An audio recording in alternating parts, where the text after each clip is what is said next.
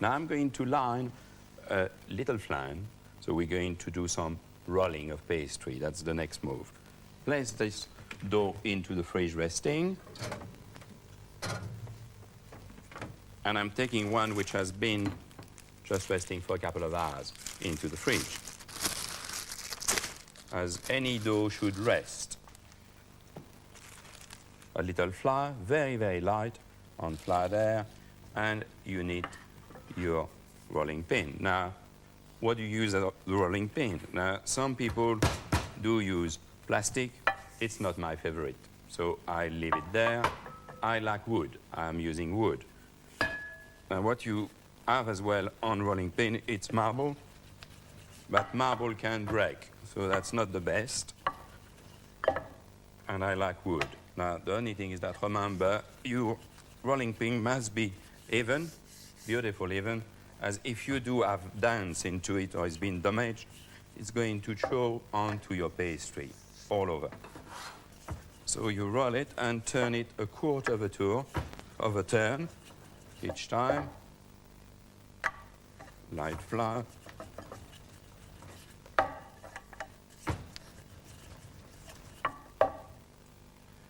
You press it regularly, hold it nicely.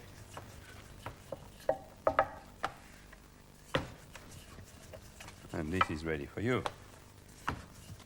Now, we are ready to line the flan ring.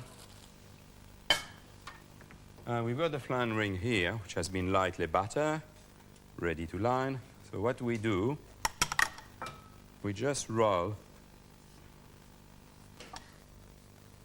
the dough, the pastry crust here, and unroll it on the top.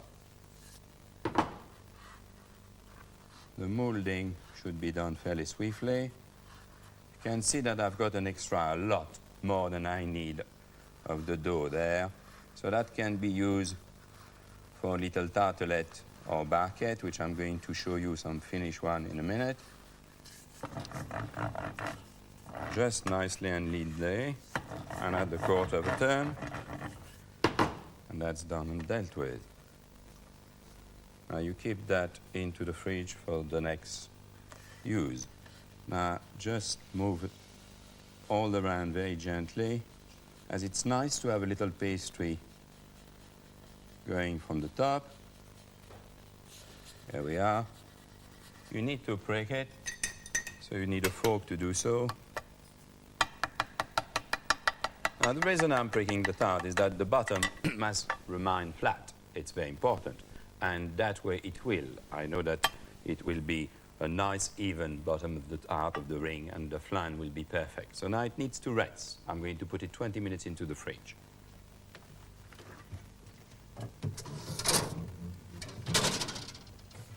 This one, I'm taking another one, which I've just been done before, has been resting for 20 minutes.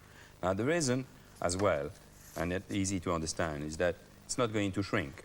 It's not, I mean, all that part is going to hold beautifully well. Now, what I need is a piece of greaseproof paper. I'm placing it, so you see it's been pricked there. Placing my paper, it's going to keep the shape beautifully of the flan, and I'm going to pour those little ceramic beans.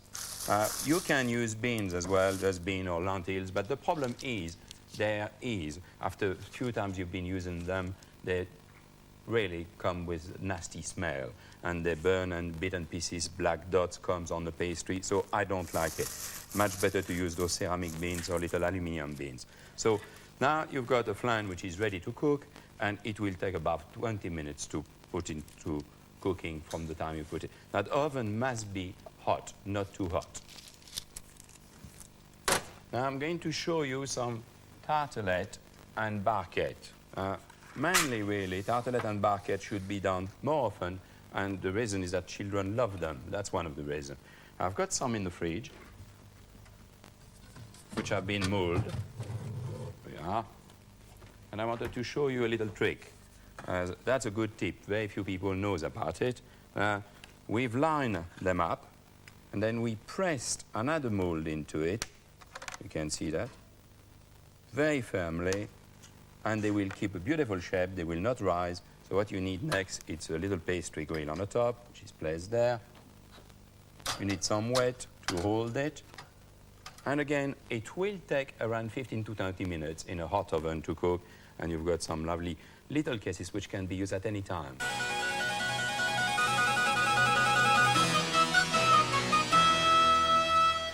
Now, let's have a look at the choux pastry. We've got here into the pan, boiling the milk, the water, the butter, salt, and the sugar. All the ingredients are nicely melted and boiling. A lot of people are worried about pâte à choux, the little choux pastry. They think that I can make the dough, but what about piping it? And we'll see how to do it in a few minutes. But let's do the dough first. It's nicely boiling. We take it off the heat, and we put all the flour all at once, which has been sifted, plain flour. We put it all at once to avoid the lumps. We don't want any lumps of flours into the mixing. We want a lovely, soft dough. That's the mixing, very swiftly.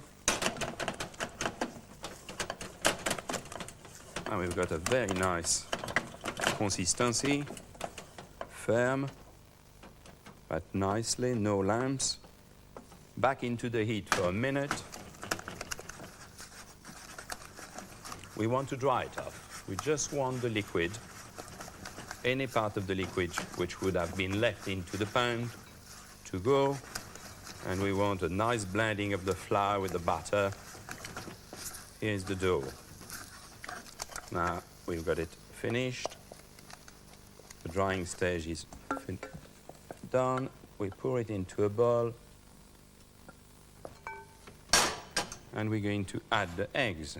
Now the addition of the eggs must be done one by one. The reason again, it's to have a very smooth finish. So you must add your eggs one by one. Put a little cloth underneath to hold your bowl so it's not moving on the bench. Lovely smell. Fresh eggs are most important. And we're using beautiful fresh eggs there, like in any pastry.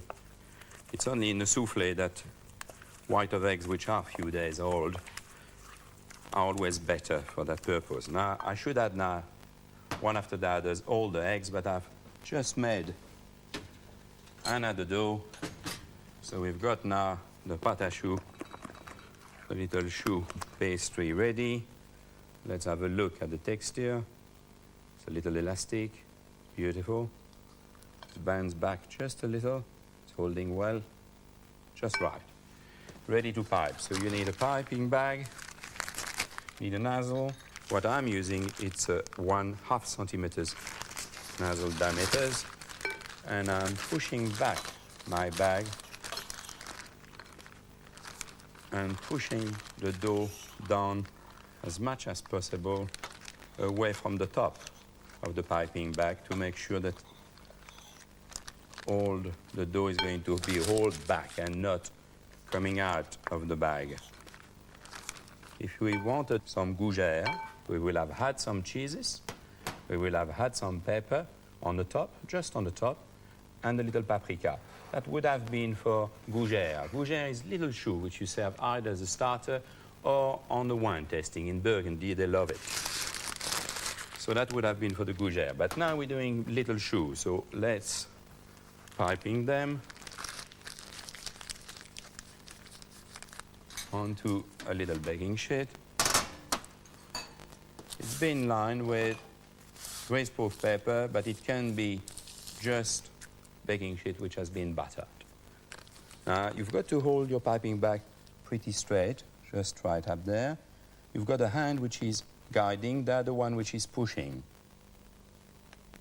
And you've got to turn when you want to stop to avoid those peaks.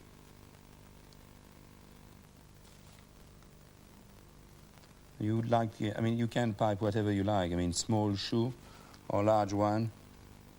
But try to obviously have them always the same size for cooking purpose as well.